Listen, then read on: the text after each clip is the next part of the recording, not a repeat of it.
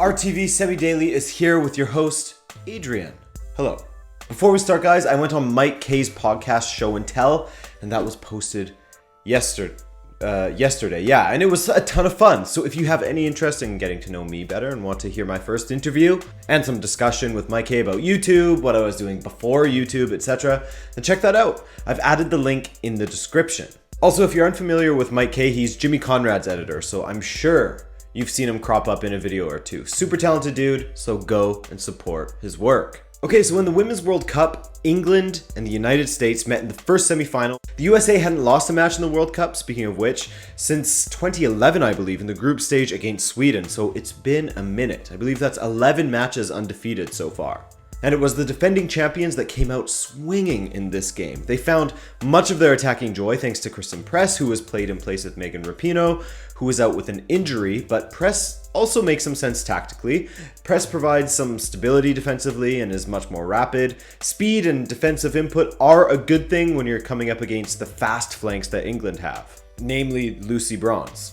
And Press would take just 10 minutes to put the USA ahead, where Bronze uncharacteristically was a little sloppy and not tracking Press's run to the back post, and Press headed Kelly O'Hara's beautiful cross past Telford. As they always do, the USA managed to score again in the first 12 minutes, just like every match of this tournament so far. The US took their foot off of the gas a little bit after scoring and invited some pressure from England, which culminated in Ellen White scoring her 6th goal of the tournament, slipping into space through the, let's be honest, rather porous US back line, but her finish was spot on. She moved ahead of Alex Morgan for the race for the Golden Boot.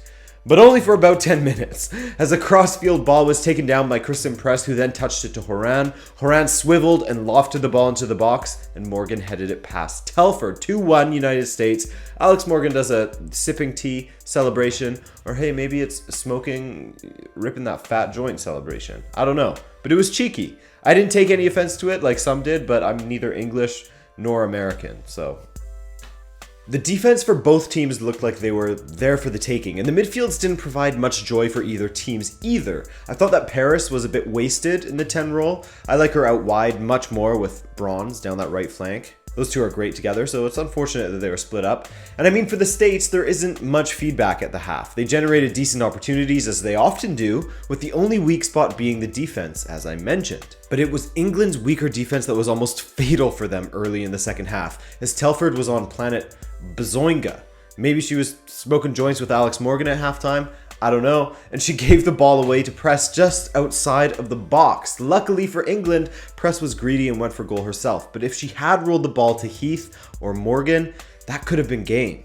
That could have been 3-1. Ellen White got between Sauerbrunn and Dahlkemper in the 65th minute, and she slotted past Nair coolly, casually. She's ruthless, but she was also offside by a few millimeters, unfortunately for her and England both. So the score remained 2-1 for the Americans. But they were handed a lifeline when Ellen White, again, went down in the box and the referee awarded a penalty after consulting VAR. Now, there was the slightest bit of contact, which was completely not intentional.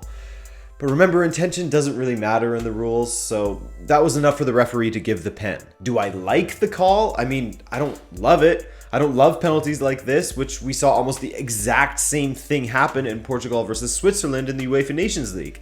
I think it's brutal. I guess they're at least being consistent with this regard. So, Houghton stepped up to take the penalty, and it was terrible. It was a terrible one that was saved by Nair. Brutal penalty. You could see that she didn't make clean contact on the ball, and she scuffed it. Opportunity lost, and that was England's 3rd penalty fail of this World Cup. 3rd! Of 4 penalties. 25% conversion record. That's terrible. And if that was an opportunity lost, then Millie Bright getting herself rightfully sent off in the 86th minute was the nail in the coffin for England's hopes. Really, really bad 2 minutes for England. Miss a pen and get a defender sent off. And that was it. That was it for England in this tournament. I mean, they did it to themselves in some respects. The goal called back for offside was unfortunate, but they were handed a major lifeline with that penalty and they just failed to rise to the occasion. And Millie Bright with that stupid tackle to make things even more difficult was just, come on. Plus, Phil Neville took a little too long to bring on Georgia Stanway. for my liking, you know? She's looked good every time she's come onto the pitch for England, and it's too bad she didn't get an opportunity to try to affect this match earlier on. So it's unfortunate for England, but the US did enough to get through to the final, and they've been great in this tournament and deserve to be there. Tons of credit to the States, their third consecutive World Cup final. They'll be hoping Rapinoe and Lavelle will be available for the next match, with Lavelle in particular coming off saying, "It's my hamstring," so... So, today you can watch the other semi-final between the Netherlands and Sweden, the counter-attacking team versus the set-piece specialists. Brazil versus Argentina was the best game yet in the Copa America. I don't care what you say, actually maybe Uruguay-Japan, but it had all the hallmarks of good South American football. A lot of fire and chippiness, speed, and some decent quality of play as well. Brazil found most of their joy attacking down the right flank in the first half, the side that Acuna and Tagliafico were marshalling, well, trying to marshal. As in the 19th minute, a beautiful attacking move from Coutinho and Dani Alves finished with the fullback squaring to a wide open Gabriel Jesus to strike past Armani. 1-0 Brazil, who looked good value for their lead, but couldn't keep the momentum up. From there, for the second half of the first half of football, you with me? Argentina were the better team, propelled forward by Messi, as he and Aguero provided most of the danger for Argentina, especially when the two of them connected from a free kick and Aguero's header went off the underside of the bar and out. So close. For Brazil, their best player in the first half was without a doubt Dani Alves, in my opinion. He was the most threatening going forward and was solid defensively as well. Good match for the old man, for the old captain of Brazil. Messi really started to shine for Argentina in the second half as his mazy runs caused havoc for the Brazilians. After Martinez played a ball wide to him, he rang a shot off of the bar, then drove a squared ball through the 6-yard box that Aguero just couldn't reach. He couldn't get his little 2-foot legs on it. So, Argentina were the better team and were taking advantage of the fact that Brazil were sitting deep and defending their lead to ride out the storm a bit. Messi hit a free kick that Alisson casually caught. Dude plucked it out of the air like it was nothing. He's a fun keeper to watch. And then Brazil's moment came. The perfect moment for Brazil to hit Argentina on the counter.